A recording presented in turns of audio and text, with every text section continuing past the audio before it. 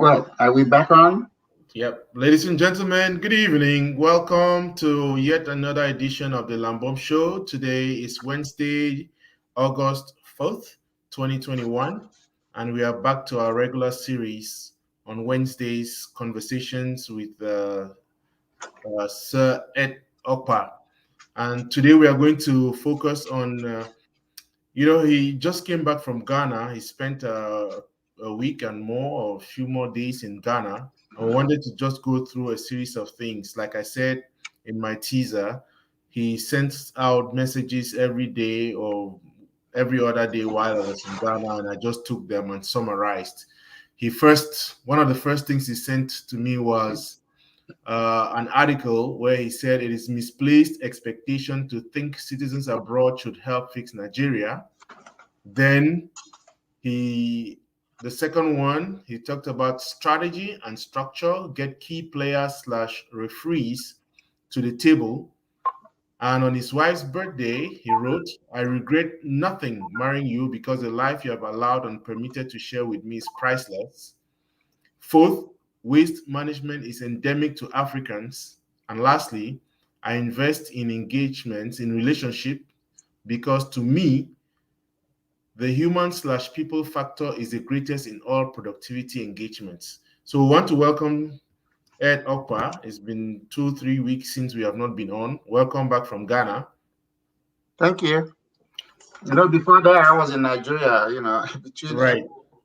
April and June 24th, April 24th and June 24th. I was in Nigeria twice. I've been to Africa, so to speak, or Nigeria, Ghana in 3 months. Been there, So maybe we'll kick off with that because you were in Nigeria twice, and to Nigeria, they were not under good circumstances because you were going to bury lost relations. Your sister was the last one. But then Ghana was more a business trip.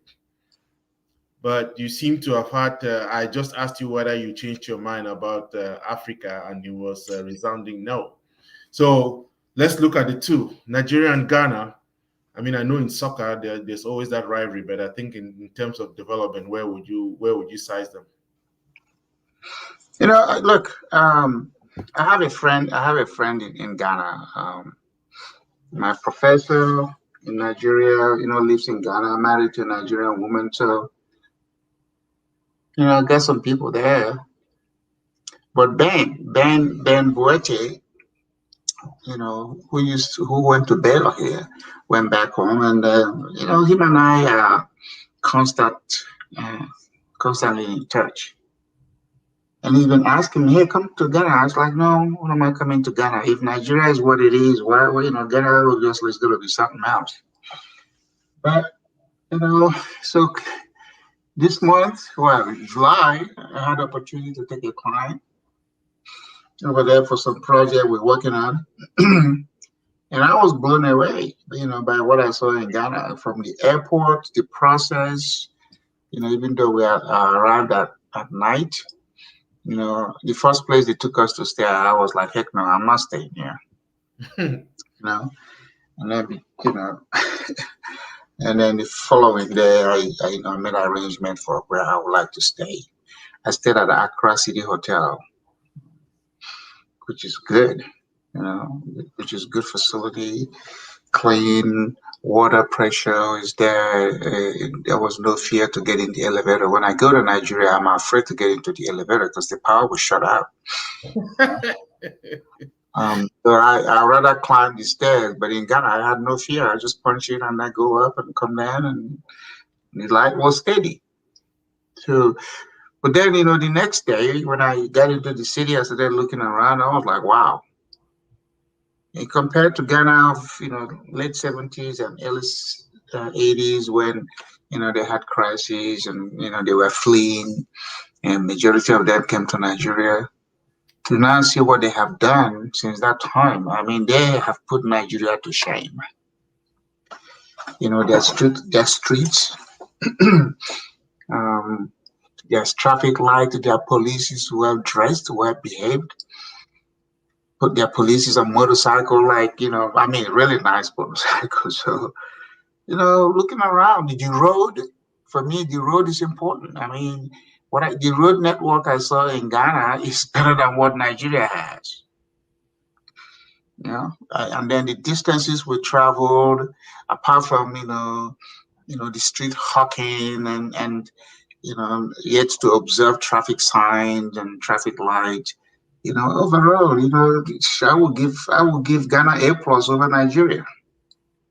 I mean, of course, you still have the open markets and the trash everywhere, uh, public assets not properly maintained, dust landscaping, which also could be a source of major job creation. Those things are still things Africans are not, used to. And then the open gutter system, which, you know, if anybody were if anybody cares, they could find out there are many people that, jump into those things and get hurt because of traffic, and nobody ever documents that. But overall, it was good. I don't think I'm not saying I'm going to move back there, you know, but I will visit. I like where they are going. Ghana is a supersonic jet on a runway about to take off. Nigeria is a DC-10 still on the tarmac. Don't know where to go. I don't think your Nigerian folks will be very happy with you. Well, they should go see they should go to Ghana. They should go to Ghana and see. In fact, there are more corporate presence in Ghana than you have in Nigeria. Wow. I mean, the Mercedes-Benz dealership in Accra, there's nothing like that in Nigeria. The cab, the distance. We went to Cape Coast, where they have, the castles and all that stuff. And then I decided to go back to Accra, which is 142 kilometers, about 80, 90 miles. Got a cab guy, a young guy. He drove me. I mean, in Nigeria, geez, I'll be like, okay, is he going to rub me halfway? Is he going to, he was cool, young kid. And then he got me back to Accra, went back. And then by midnight of the day he took me, somebody else needed to go back to Accra and he drove them. I want to go to most places in Nigeria once it's past 6 p.m. Wow. Or even daytime. So that's just how the place is. Their road is well paved. I mean, they still need a lot of the interior roads, and they have tollway. Nigeria has toll booth, but Ghana has tollway. Yeah. So yeah, if the two countries were to be ranked 10 sectors, Ghana will get F, and Nigeria will be like, in fact, when we're in school, there's a grade that most teachers don't want to give you, and they start with letter H. You know what that is? No. Horrible. Nigeria will be getting horrible. If you choose any 10 sectors and compare it with Ghana will be A and Nigeria will be H. Horrible, horrible, horrible. So, well, in terms of population, Nigeria beats Ghana, and I think that's part of the problem. When you have a large population, you can manage it that way. No, that's not. That's just an excuse. Accra is congested. Accra is, the point is, if size is going to matter, how about the quality aspect of the size? So you could make it, and then the nature of the Ghanaian, they are very quiet kind of people. Even when I tell them, Nigeria this, Nigeria that, they didn't believe. Some of them are really okay. Here's even a big factor for me. If you have 1 million naira, what's how much dollar do you get? You get about $2,400. Okay. Yeah. If you have 1 million cedis, how much do you get? $240,000. Wow. Yeah. So for a Nigerian to get $240,000, how much he needs a truckload of naira to haul in?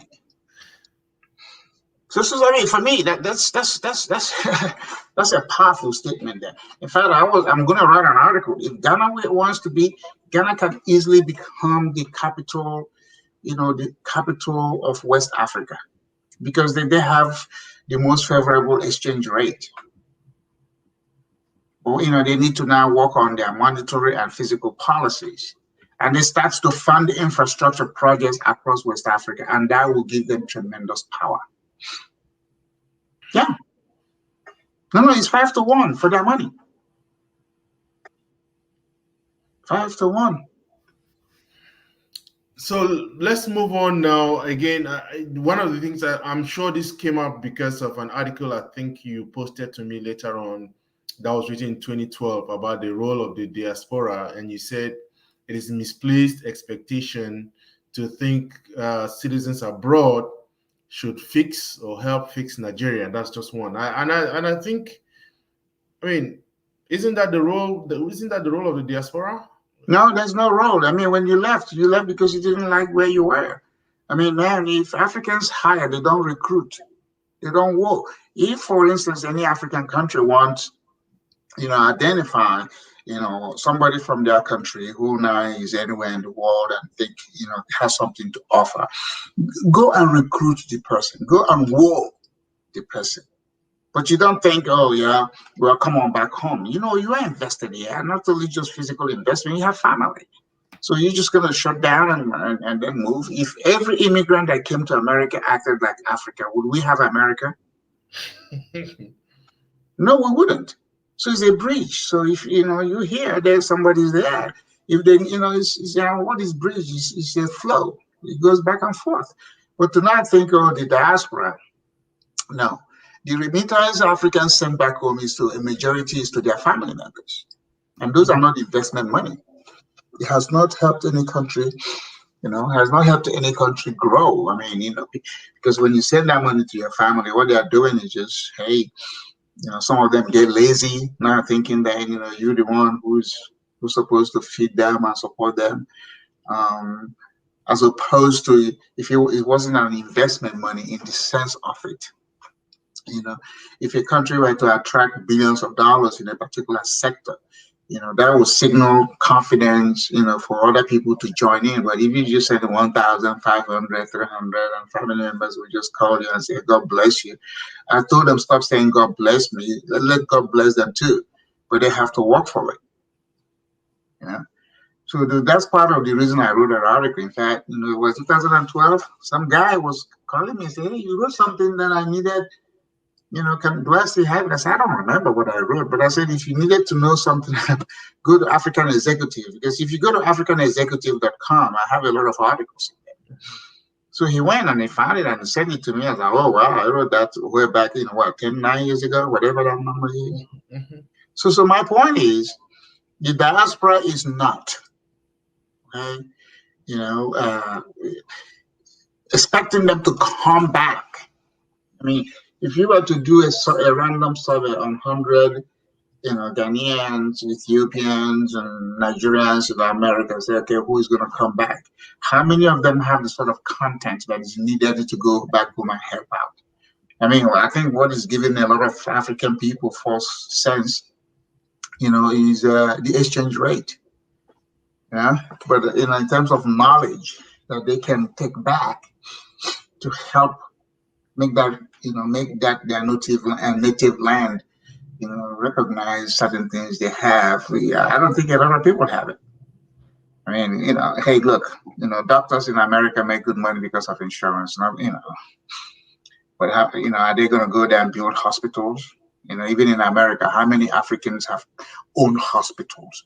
Majority of native Africans who are doctors here are bedside practitioners. They go see patients, they clock in and they clock out and they get paid.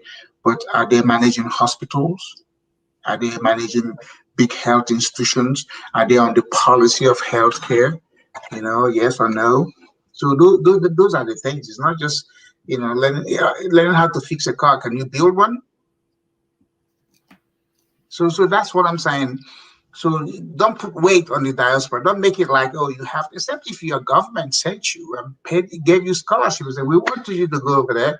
When you finish, come back home. But if you come on your own, you don't owe them anything. I mean, the highest you owe is your family. And then look at it generationally.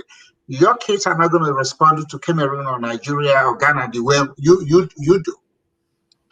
So once that physical person who came dies out, their kid ain't gonna be caring. If you call them like me, I tell my son, oh, my village wants to do a borehole. Can you contribute money? It's like, well, why should I?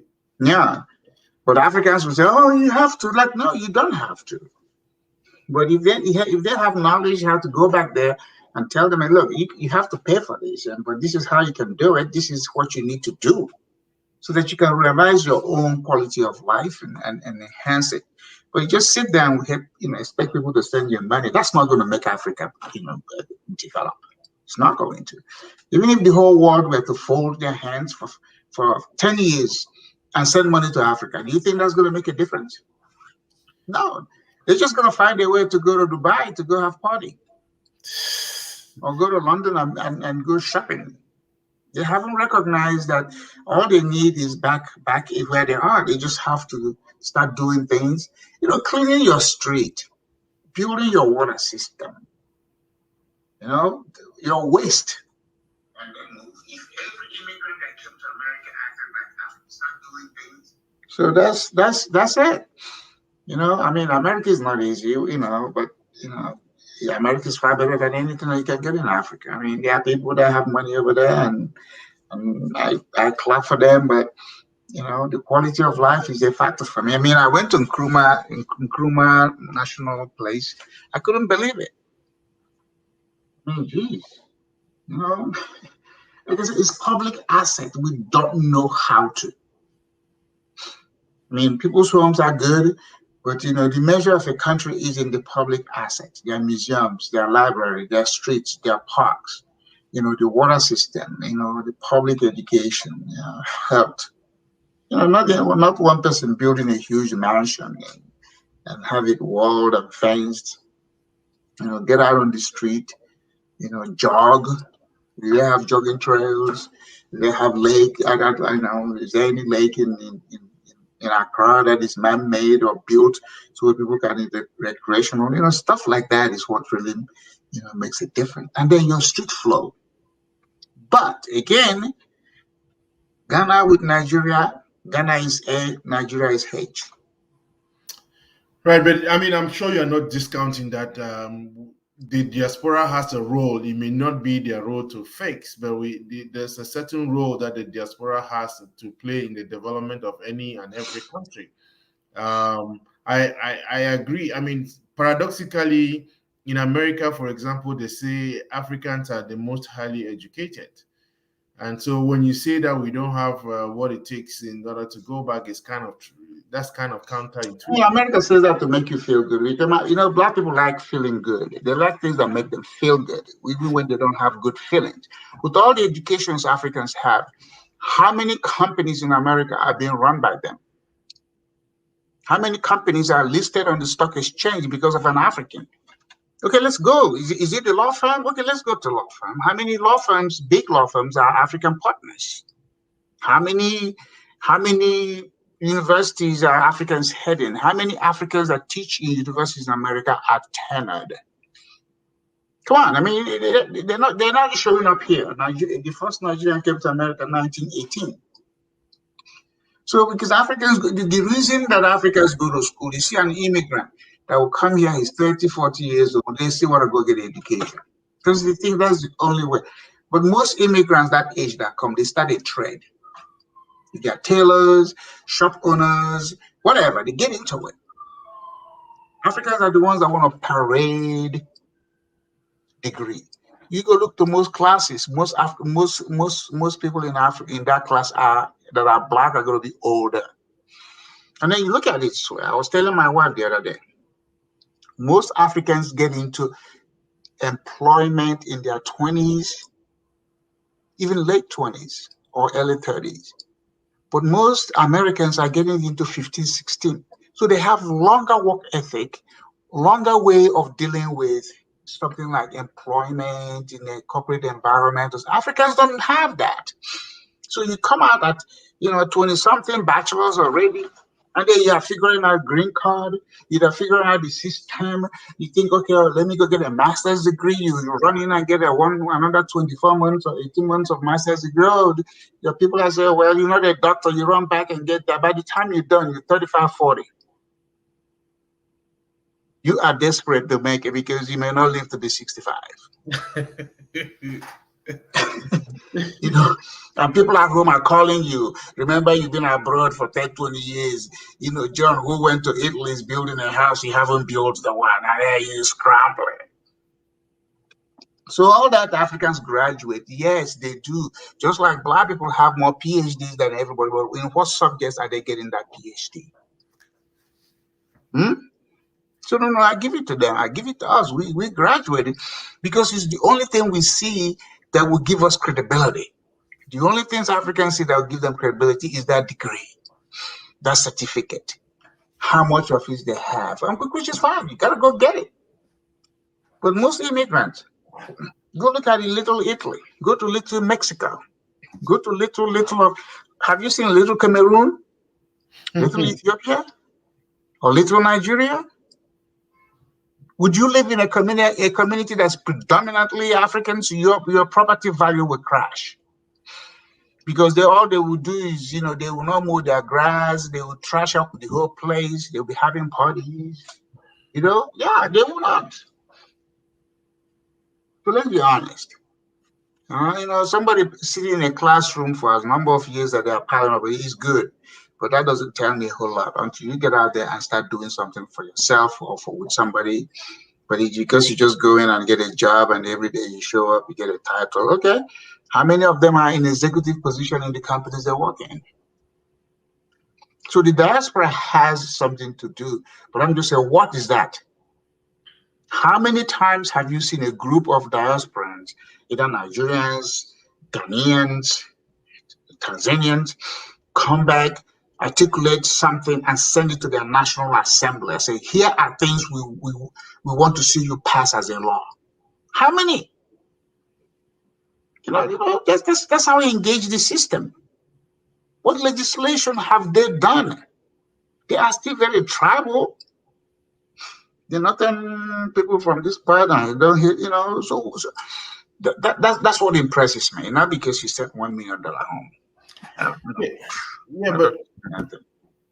But part of the challenge is also that the way the system is structured. I give an example of a country like Cameroon, where it is difficult to be able to do any kind of legislation. You take a simple thing as dual nationality. You introduce it. But I'm just saying, there's not even, okay, when you go to Cameroon Association, how many things have they even proposed to assist Cameroonians in America? If you go over there and say you have a green card, you could just claim, or you're looking for a job. How many associations that Africans have been very significant in setting them up or sharing information? Hey, this is how. All you get around is we the only group that run our association where a cab driver and a professor and the scientists are members. So you're in that group, you want to present certain things. The guy who's a cab driver, everybody's like, oh, come on, man, are you the only one that went to school? Because there's an element of jealousy. There's an element of this, or why are you the one talking? So so everybody now settles for entertainment, dancing, going to parties and wakekeeping and child naming ceremony. But there's nothing really think tank. There's nothing really think tank about what the African groups do. Or if a Cameroonian is locked up, how many organizations have, would the Cameroonian say, okay, fine, let's go find a good lawyer and go see why. We're not saying you did it or you didn't do it, but let's give you legal representation. Do we have, African defense fund, legal defense fund? We don't. So who speaks for you? So what I'm saying, what are these diasporans for any particular country doing here that will signify or make somebody in their home country believe, oh wow, these guys are, look at what they're doing? None. They're not doing anything. They just want to go home because the exchange rate in the dollar to their local currency is giving them 4 cents of who they are. Or where's the content? Where's the content really? So those are the things, you know. Well, that was the first one, and the second thing you mentioned was about structure. Mm-hmm. Well, you said something about structure and systems, and I'm wondering, were you insinuating that the others don't have structure, that is why they are not succeeding, or? Well, structure is important. I mean, when I mean structure, anytime you're doing anything, either the way the company is organized or where the project is structured, that's what investors are looking for. Okay, you want money to go to a particular project. They said, okay, what's the structure? Who owns it? What are you trying to do? What if you are not there? What if any one of us can expire at any moment? To what is succession plan? What follows after that? We don't have that. When I say we don't have it at the scale that longevity is enabled when you, the founder, the person who has the idea, is no longer there. Look at the organizations we form. I mean, just a little dispute. What do? We have factions. We just break up. You call your friends because once your friends come to your home and drink your wine and they will pledge allegiance to you, and then they will form a group. So there are certain things. I mean, we're doing certain things, but in the scheme of things is all I'm saying. How has that helped us as an immigrant group? When I just came to America and I was working, in a company, I went to the village meeting, people from my area, and I said, "Hey, look, guys, I'm the one hiring. I'm the research manager in this company." At that time there was no internet. You have to go to the company, fill out form or whatever. Mhm. You know what they told me? What I look at you, you just came to America. Why don't you just put our name on the list? I said, really? When I went through the Police Academy Citizens Program in 1997, I went to the meeting and I said, hey, I let's understand how the law enforcement is set up. I even talked to the Dallas police recruiter to come to our meeting and talk about becoming, you know, um, joining the force.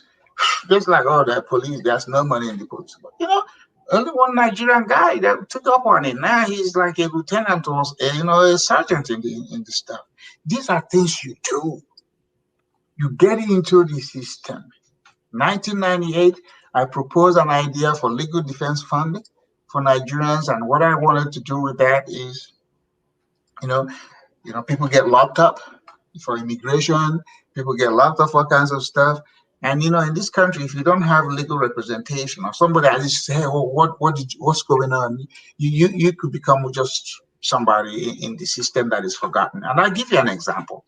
So there was this association I was a member of, this Enugu Progressive Union. The secretary of that group and I didn't like each other. He didn't like me because he thought I run my mouth, and I said, fine. What I know, I know. We can't take it away from me. So after one day after our meeting, he was going back to where he lived. He was pulled over, and then for wrongly or so, he was taken into custody. Say, oh, this is, we are looking for you. So from immigration violation and all these other things, they took him. They took him to the detention center. So he called. He called the president of our association. The guy didn't pick up the phone. He called the vice president. The vice president said, hey, man, why? Because that was collect call. Remember, if you see a collect call from the prison, he's like, oh, no, I ain't picking up this call. So these are people he thought were his friends. These are the people they drank together. They did the small talk. I don't care. I don't care. If you don't like me, I don't like you back. End of story. Three people he called, they all denied him the phone call. Now, reluctantly, he said, "Oh, okay, let me call HK. Let me do the split screen. You're Let me going call it. you're going to one side. That's why I decided to get to the Okay, point. no, okay, no. Okay, so he Yes. called. He called me. I was in my apartment then, and this was like midnight, 1 a.m. because the meeting ended late. He was going back. They picked him up and they took him to the federal detention center back then. He called me, and then it was a collect call. So boom, I picked up the phone. Yes. They said, this is collect call from federal, blah, blah, blah. I said, okay, yes, this is me. He said, somebody want to talk to you. I said, okay, fine. So it was the guy, Kezier. I will give you his name. Boom, Kezier. I said, okay, what's up? He said, man, this. I said, look, I don't care about what you did. What do you need? He said he would like a lawyer. He would like us to get a legal somebody to know where he is, that will come in the morning and see how to get him out or address some of the legal issues. I said, hold on. Remember on the collect call, the people are recording. Mm-hmm. I hold on, three-way. I dialed a lawyer that I know. I said, hey, guy, Bernard. I said, Bernard, hey, Kizio is on the phone. He said he's been held for something and he needed a lawyer. I just held the phone while they talked. Bernard said, well, it's late, that he will come in the morning and see what it is he can do for him. But there by morning, they processed the guy and found out they had the wrong person. They let him go. So that was how that ended. So the next time we had a meeting, the guy came in. He came to the meeting and he said, guys, look, let me tell you, you guys may not like AGK, but he's the most resourceful people I ever know. He told them what happened. He said the president didn't even take up his phone call. The vice didn't take up his cold call. These other people, AGK was the only one who took up the phone and listened to what, even though he doesn't like me, I'm just sitting there laughing. You know what? That was the last time he got away from that meeting. He said he's not going to be a member. Wow. Yes.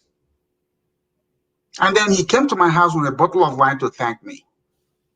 I said, I don't care. If you don't like me, that's your business. But if you're in a position that you need something that I can do, I will help you. And I have done it. I can tell you many people I have gone to federal court in Dallas to testify on their behalf who are facing long-term, Americans and Africans. That's what I'm talking about. We need to be doing, not throwing a party because your wife had a stomach upset and you stopped to go do a party for her and everybody's clapping. You buy your wife a car, you have a party. I said, no. America is beyond that. America is more. When I went through the FBI, the same thing. I came back and said, guys, let's understand what holds this country together and is law enforcement. If you don't know it, if you don't have that ability to call or even know what to do when you're facing a problem, you're lost. So that's it. And if the more knowledge you have, that is where you can even see what would you propose for your home country for change. If you don't understand America and you've lived there for as long as you have, what are you going to go do, in Nigeria, Ghana, Cameroon? You're just going to go join them because you cannot beat them.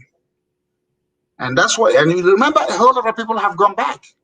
If you go and look at the cabinet level members with some of these presidents, a lot of them are coming from France, England, Germany, America. So how come? Because these were people that were hired or brought in because, look at PhD Dr. Days, come and be minister for that.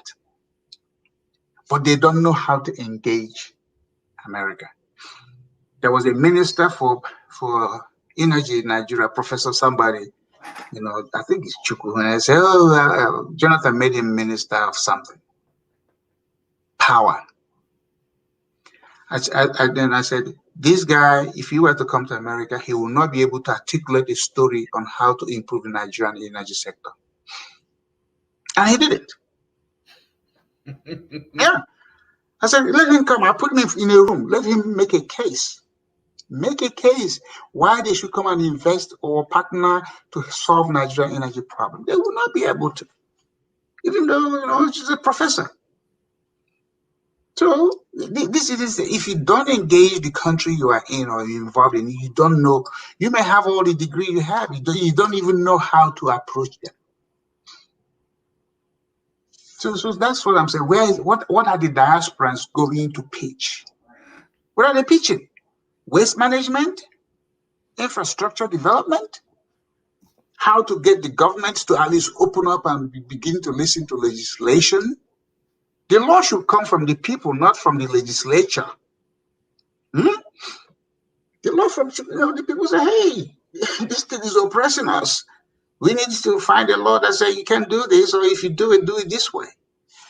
So that's it. Go around, you are in the media, do a study, go to Kenyan Association, go to any other African association and find out, do they even have executive summary? That's the structure. How many African immigrant group can afford to pay somebody salary to work on their behalf? They won't do it. $40,000? Oh no. And the chairman is not getting anything. He said, no, monkey, they work by good they chop. They won't, they won't do that. Because in America, but that's what it is. Executive director, the day-to-day guy gets paid. If the chairman of the board is an oversight, you don't get anything. Africans will not put up with that. You know why Obama didn't even join the Kenyan Association when he ran for something in Illinois? He went over there to talk to them because he wanted to identify with them. And they said, oh, no, you give us money. Because that's how they do it back home. Obama cut them off. No, you bring in a practice or conduct in where you come in that made you run away to come and try. It doesn't. If Obama's father, the Kenyan man, was in his life, Obama would never have become president of America, because we'll be preaching to him, you are Kenyan, you don't do this, you don't do that. Okay. So that's my take. It's not all of us. There are few of us, but that few, if you want them, you woo them, you recruit them. You consider the fact they are invested here, and investment means they have family, they have been here. So if you want them to come on the other side to help you, you say, what would it take? What would it take for you to come? And not just all, if all the Kenyans and Cameroonians and Nigerians were to go back to Nigeria, I will go to another country because it'll be chaotic. No, because you don't have the cab driver, making noise, and then the barber making noise, the healthcare person making noise, because we haven't learned how to yield to knowledge. Have you ever seen the yield sign? Have you ever been on any road in Africa and seen the word sign yield? No, Africans don't yield. They don't. Yield means you recognize somebody has something better than what you have, and you yield to it. It doesn't mean you stop. You yield, say, go for it. Hey, maybe you can even learn more. Africans don't yield. So if every Nigerian in America were to go back to Nigeria, I will go to the Eskimos. So, yeah, I think with respect to the strategy and structure, you met somebody, and that is the reason you were saying, because of the structure you had and the strategy, that is why you were able to get the person to, let me see.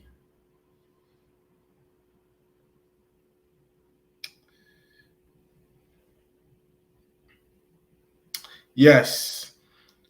So you met with the Ghanaian minister in charge of the project your client wants you to do. I'm about value delivery, not country of origin, as I was not going to recommend Nigeria or any other African country for this opportunity. Mm-hmm. Ghana, goodwill and historic significance, has collateral value that caused Ghana to be recommended by my client. I'm feeling good about this because without my advice and counsel, my client wouldn't articulate the strategy, talk less of how to go about it. Business development, front end, is more important than the actual business, back end. Mm-hmm. Strategy and structure get key players and referee to the table. So I think it is very important, because very often we get lost in the details, and we start complaining about racism, we start complaining about many other things, the roadblocks, when in the back end we have not developed the structures, we have not developed the strategy to be able to get in. And I found that very, very interesting. How do we encourage, how do we get ourselves to a point where we sit down and look at what are the best practices that are getting people to the table, so that we too can incorporate that in our own projects rather than just complain all the time. Well, you see, again, you have to be out there doing it. It doesn't come to you. You have to have tried some things and recognize, okay, maybe this is why it didn't go far. And they said, okay, what do you know, every experience in itself is valuable. It is how you learn from that experience. So when this client of mine came to me, they were very, 54 African countries. I started, doing what I call site selection. Okay, because they pay for me to go and all of that stuff, and I wanted to earn their confidence and their trust. That's why they are client of mine. I said, first of all, boom, not South Africa, not Zimbabwe. I started doing the elimination process.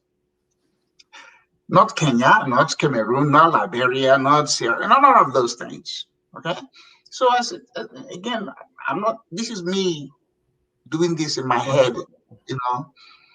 So I said, Nigeria, heck no. I'm not going to Nigeria because the drama is too much. It's going to be tribal. They're going to probably want me to have some money put on the table or under the table. I'm not doing that.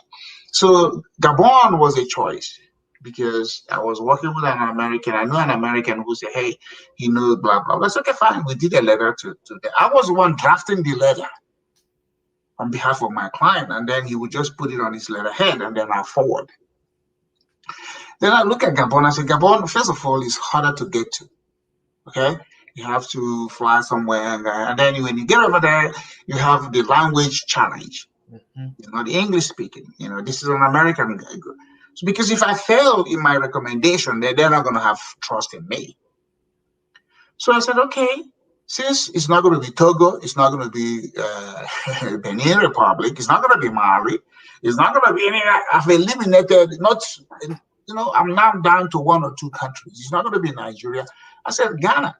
I said, Ghana, because of the slavery, opportunity for tourism, Americans will be excited to go there because of this thing it has. Senegal has similar thing, the point, whatever. But, Senegal is very small and is still French speaking. Okay? So I reached out. To my resources in Ghana and just send me a WhatsApp message. Hey, I have a client that is looking to do this. I think it will be a good thing because it will impact tourism, education, blah, blah, blah. And they came back to me and said, oh, we like the idea. Who is this? So my client has a lot of things they want to do. So it's now my job to find out which one will create the best excitement. So I went to that group, and I'm proving right because while we were there, this government agency provided us transportation for everywhere we went. If we had gone to the wrong ministry, we wouldn't get that. So now we met the minister, and the minister said, "I like it. Let's go." So now we're down to the what? Strategy. What's the strategy? Because we now have a structure, but what's the strategy? What's the next thing? So that's what a consultant will do. That's the front end. The back end is a given because now you got it right. So everything is now babysitting. Hey, you can't talk about babysitting if you haven't gotten the woman pregnant. You have, that's the front end. Baby has to come, but you have to get the front end right. The front end is gotta get her pregnant. So I get pregnancy going on now. It's like, okay, what's the baby? What's he gonna have? Babysitting. You gotta nurture that pregnancy until it delivers. And then once it delivers, it's babysitting. So anyway, well, that's my example. Even in real estate that I do, there's some projects we're working on now. My wife and I, we're working on some projects. It's the same thing. She was like, "Oh, let's do this," and boom, I made my phone call. We went in with, the local government people, the city and the county. They're all over it. So now everything is a given. I'm just sitting down. It's a waterfall. Because you could buy an existing building, you're done with it. But when you want to get a piece of land and title the land, look at all the things that is needed, that's where the value is. Taking that vacant land or undeveloped land and create the 2-dimension, the 3-dimension, get it built, get it financed. That's where you make your money. So that's the structure. And the Western business is the structure. Who owns it? What are you trying to do? Where do you go with this? Africans just want to catch it, the tail of the wind. Hmm? Now that you mentioned your wife, I found out kind of the third thing that I wanted to talk about, because I mean, without being very generic, I think we don't celebrate our wives enough. And I found your words quite gracious. It's something that most of us, or many of us, let me know, because I don't know what happens in many African men would have to learn how to celebrate. And those words, I mean, you said, I regret nothing marrying you, because the life you have allowed and permitted to share with me is priceless. Those are very powerful words. And you even went on to say, life has no spare. I'm here to support you, live it to the fullest. As an African man, I mean, again, I'm not saying you hate being called an African man. I think you're an American. Well, I mean, look, there's a saying, behind every successful whatever, whatever. I said, no, for me, it's beside, and if possible, in front. Like my wife will tell you, when we go places, I say, honey, go in front. I open the door, say, go in, you know. Um, and it's like, look, you become a billionaire. I'm not jealous. If I'll tell the world, you are the richest woman. And I said, if you want me to change my name, I'll just tell you how much money I'll change, if you pay. so, so my ego is not shattered because my wife is successful. My ego is nothing, it's not shaken because and I mean it. I mean it. I don't say it. And because we're not even from the same tribe, even though she was born here, we're not even from the same tribe. She speaks her language with her friends. And I tell her, I say, you doing me a big favor speaking your language. She said, why? I said, because I don't understand it, and what I don't understand will not hurt me. I said, go for it. So I said, so when she's mad at me, I said, cuss me out in your language. She's like, no, I want to say it in English so that way you can. No, but I celebrate her. I mean, I'm not a perfect man. I'm not a perfect husband. I have my faults. I mean, but I let her know, you know, um, this is it for us. I wake up every day and say, hey, are we still in this together, or should I start making arrangements for something else? you know, I mean, you have to have fun with living. Sometimes when you say husband and wife, it creates a psychological tension. Who is no? So no. Thank you for bringing that up, and I meant it when I wrote it because her birthday falls within the time I was away. Mm-hmm. And she's like, what are we going to do? I didn't even want to tell her. so I sent her my ticket itinerary. So she now saw it as a, hey, we celebrated. So on that particular day, I just wrote that, and if you notice, she's always on my left-hand side. Anytime we're going to take a picture, I want her to be on that side. And she knows that, so she doesn't even wait. Boom! If there's a picture, boom, she knows where to go, and so we create that pattern. Um, um, and then when I drive, I flew all day yesterday, came home, and I never let her drive, no matter how tired I am. So she comes to pick me up at the airport. I was like, she goes to the park. She said, can I drive? I said, don't worry, I'll drive.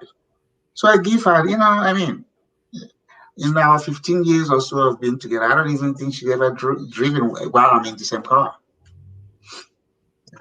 So there's the support. I mean, I encourage her, whatever she's doing. She's an electrical engineer by training. She has her own business. She runs her own thing. I don't ever ask her how much money are you making. I go to her purse and I take money. She said, you are the only man who goes into a woman's purse. I say, hey, it's our money, but you are in charge of it. So, but it's fine. Everybody, every man, every couple should create an environment that enables their lifestyle. You Great know, words. Great words. you know, I lived alone for a long time before I met her, and I was particular to certain things. You know, and you know, initially I was like, oh no, don't do that. But then now, you know, when I was in Nigeria, she did a whole lot of stuff to the house. You know, and as we were coming back, it's like once we got on our street, she said, "Did you notice anything?" I said, "My mind was okay." I said, "The house is not burnt now; it's still standing." But she not showing me what she did. I didn't fight it. I didn't take an offense to say, hey, you know, you put in your signature in this place. Even this one I went to Ghana, she did something. So, you know, that's what I say supportive. She supports me, I support her. And I acknowledge her. I told my Igbo people, I say, hey, when I die, because she's Yoruba, well, of course I don't have any house in Nigeria. I have no plan to have one. I said, you know, what I have will go to her. You know, if she decide to share with you, you know, that's fine. If not, you know, it's all hers because you are not helping me make it. You know how in Africa when the brother dies, they chase out the woman. I say it's Mhm. our brother. I say nobody's gonna do that to my wife. I say you better like her now because you know she ain't gonna. You know, we have to be upfront about what it is we want. Because African men, you know, majority, you know, the women, you know, they mistreat their spouses. They do. So anyway, Right. So again, just on behalf of this broadcast, this network, I really want to wish her a happy birthday, D. Ronke. Very happy birthday, and I think we are blessed to have you. And I really love those words that Ed used, and I'm sure you too. You are pleased with them. So the fourth thing is waste management. You said oh waste management is endemic to Africans, and I saw the picture you sent. Those litter almost everywhere. So, yeah, is that a solvable problem? Do you think yes, it's of course it is. I mean, you know, hey, we have that in US, but it's not to where you have, you know, your street. I mean, you may have some things, you know, water bottle, plastic, and paper, but it's not to where food items are dropped everywhere. People are peeing on the street, and you know, just literally no concern for things. It's solvable because that's a job creation right there. You're talking about tens and thousands of jobs just to keep the street clean. Visual benefit, visual effect. And now you can recycle them. You could get byproduct out of those recycled. I mean, in the city of Louisville, here in Dallas area, I mean, they use the gas that comes from their landfill to power their street lighting. This is technology. A lot of the golf courses in this part of the world are originally landfills that are covered up. And they turn it into, I mean, so there's something in there, but it keeps your streets fine.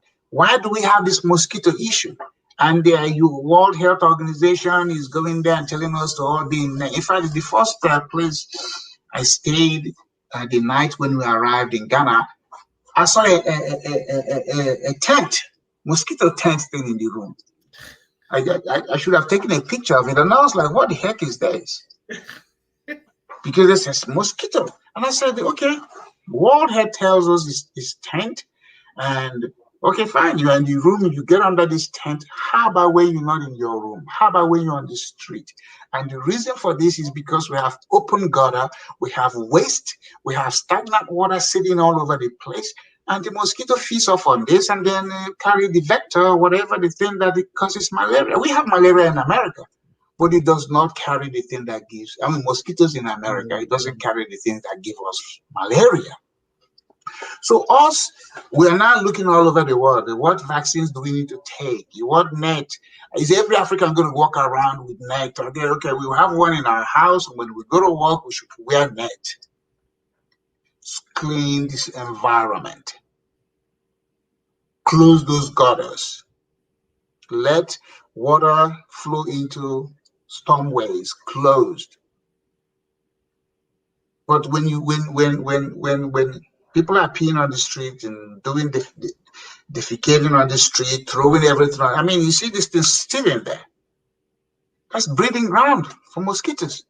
and every other thing that afflict us. So water, you know, if you have a water system, 70% of your public health issues will probably get manageable. We're not even talking about this, skin diseases most Africans have because we don't get enough water at home to wash and clean. Food processing.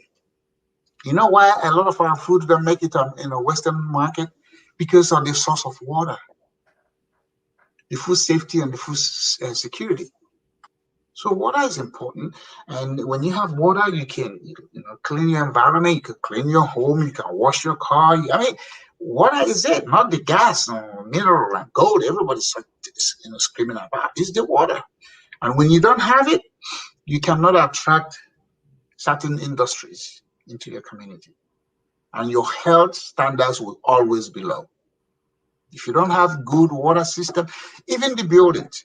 Do you know, I don't know in Cameroon, when sometimes when you build, you look at the bottom towards the bottom of the building that is towards the foundation, you see some kind of mold, Right. and the paint start to peel off.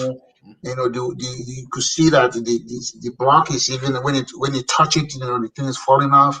It's because of bad water used with the cement and the sand. Wow. And then inside that building, we have poor ventilation. So, there are all kinds of things growing in that thing that are sending off things that, are affecting a lot of people. So the waste aspect. And then the toilet. When we flush, we go into the septic tank.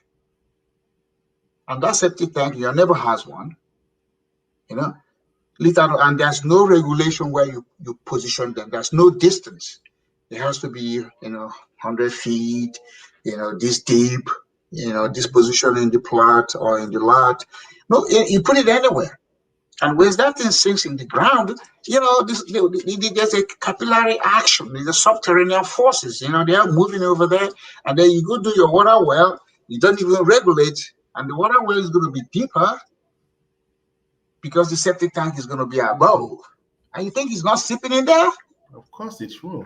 Okay. So what I mean, these are solvable. This is a civil engineering, public civil work project. But if you have a pipe that just takes the waste out of your house, put it into a pipeline and moves it, and it gets the collection spot where it's processed. Do you know, if I show you water from a waste management plant and show you one that comes from my water system, my water in my house, you wouldn't know the difference. Because water is an indestructible resource.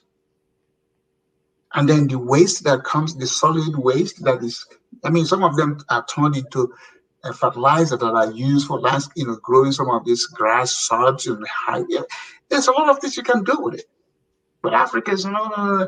And then, I went to the market in Accra, and then I saw, people selling fresh meat. The flies are all over that stuff. Oh my God. Because it's in the open, it's a tropical weather. And you think you go home, you cook that thing, you don't know. Okay, you got the picture. Right. I love the fact you said it's an opportunity for employment. Somebody should be able to look at that and see how you can develop a business out of that to employ people. I'm sure there are many people who are thinking about that. The last thing you mentioned, which should crown it all, is I invest in relationships because to me, the human/people factor is the greatest in all productivity. And I think that was because of the friend who came here and went back, and you were able to build up some Well, networks. apart from that, I'm a networker. I socialize, to the extent that I do, but I network with people. So in any African country, any country in the world, I know somebody there. The thing is, you see all those text messages I send.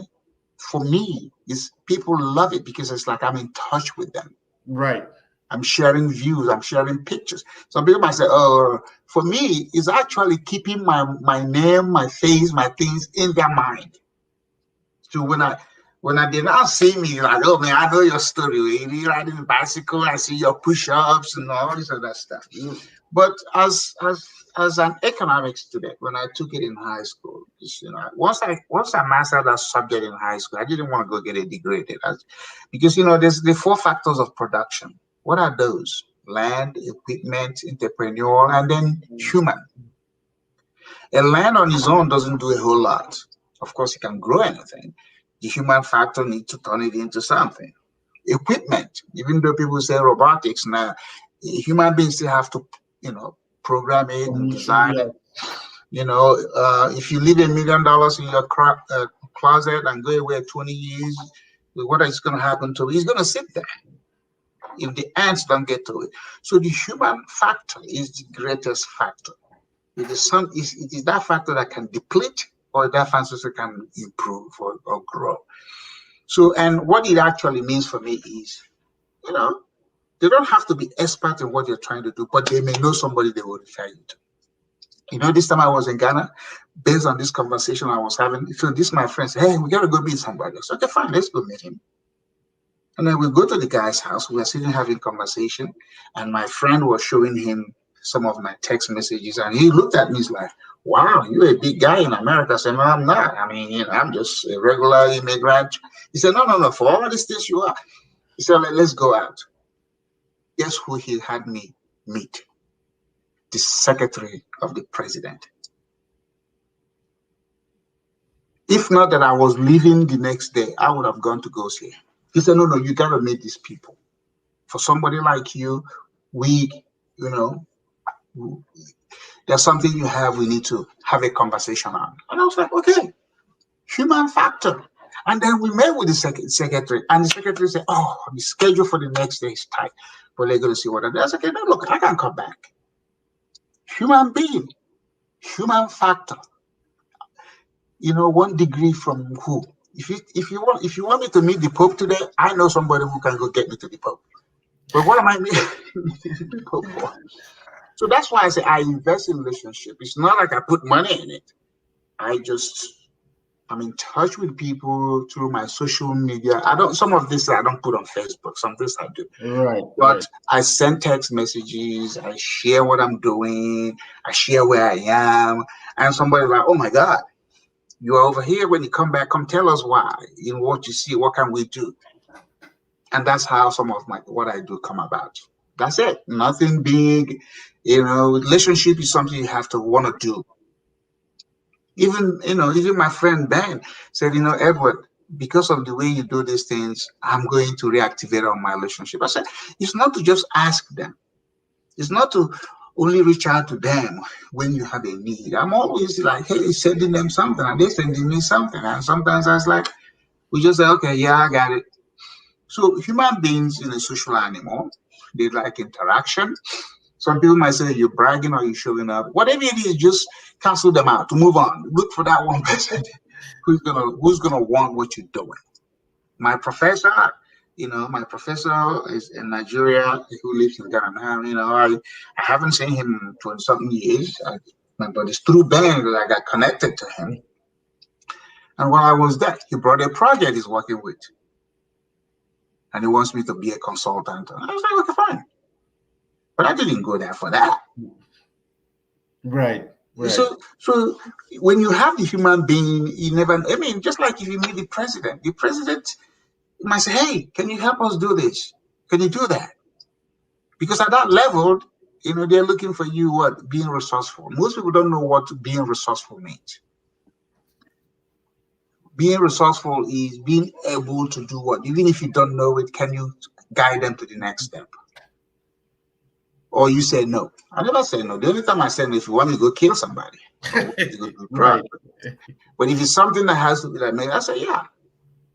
And I'm gonna go figure it out.